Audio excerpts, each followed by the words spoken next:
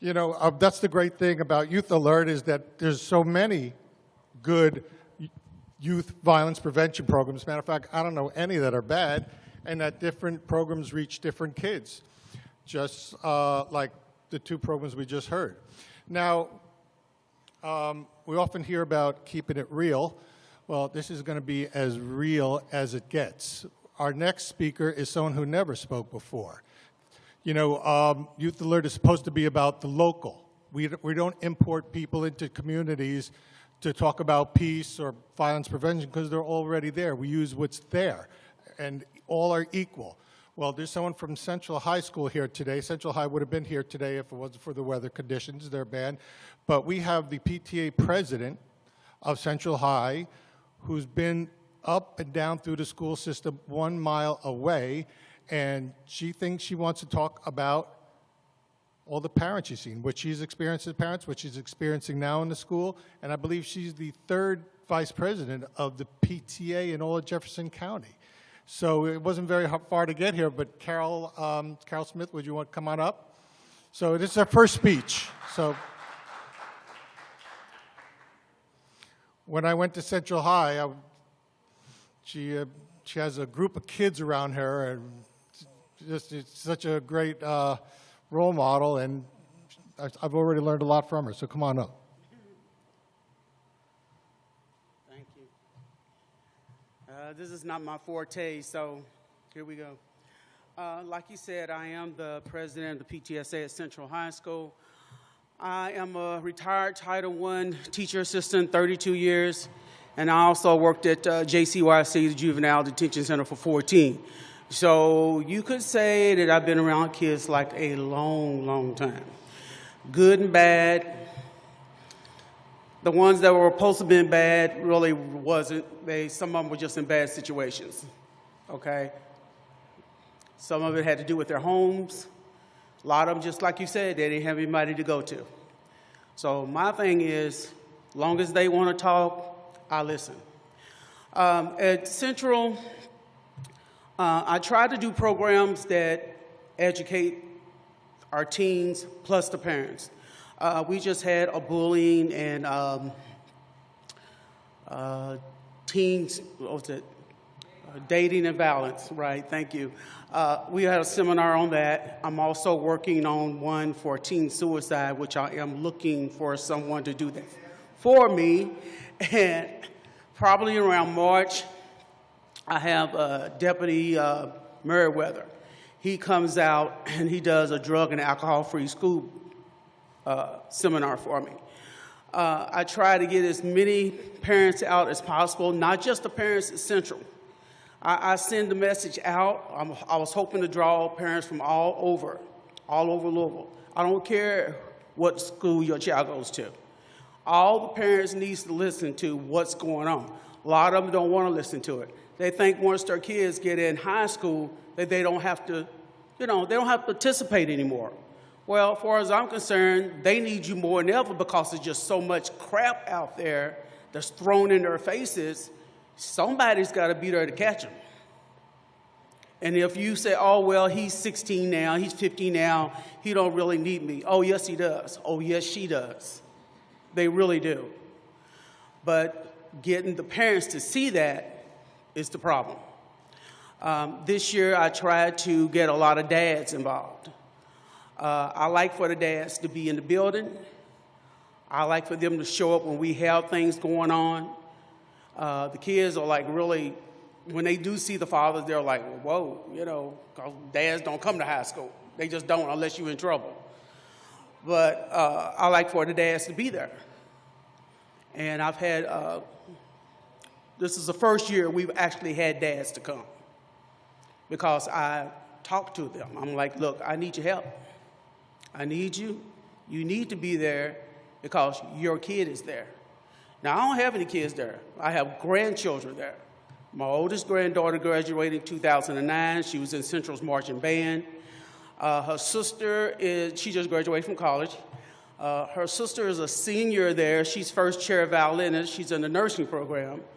And the baby girl is a freshman. She's in ROTC.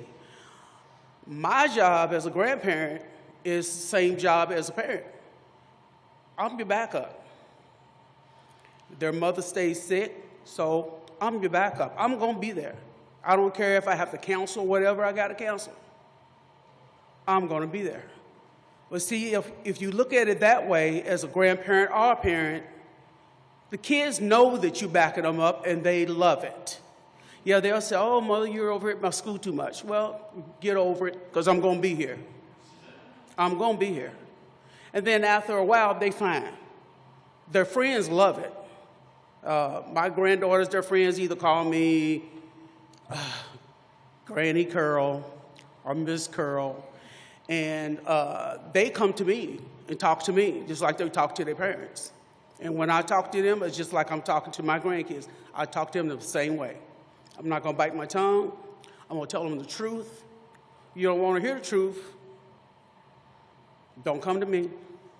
But they come anyway. So you just got to be there. And it doesn't matter whose kid it is. I have kids come to me, I don't even know who they are. But they come to me. My job is to listen. Every parent, grandparent, not just them, aunties, uncles, if you're in your niece's life,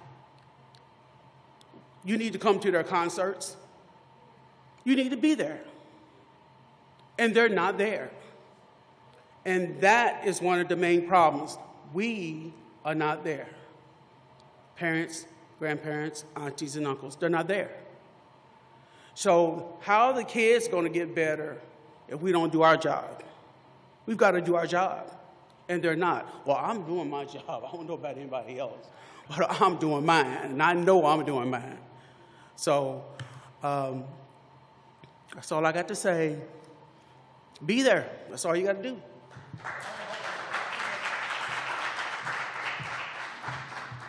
It's hard to top be there. I wish I'd said that. Now, you sure you never did this before? Okay, you're not a ringer. Two questions. They talk about the breakdown of the family in America. I mean, you've been in the system a while. Truly, from your viewpoint, is it the same, the parent involvement? Is it worse? Is it the same? What's your take? Okay, this is my second year as president of PTSA. Last year, I didn't have that many parents that were involved. This year, I actually went out and talked to the parents. I talked to the fathers. I have more parents now than I don't know what to do with. So it's getting better. It's better. But again, I try to make them understand just because they're in high school, you really need to be there. Really bad, because the drug situation is just so much going on. The drug situation? Well, it's like, okay, when we had the drug and alcohol-free school program, the officer came out. He showed them, he had in shadow boxes all the different drugs, okay? Did you know that there's a drug out there that's in candy? It looks just like Skittles. Did y'all know that? Looks just like Skittles, but they're drugs and they're sweet, so the kids are eating it. They even have one that's in suckers now. People don't know. So when I have my next drug and alcohol school program, if y'all want to come to the seminar, y'all need to give me your names and your emails. I will email you the flyer. You come up to Central. I don't care where you come from.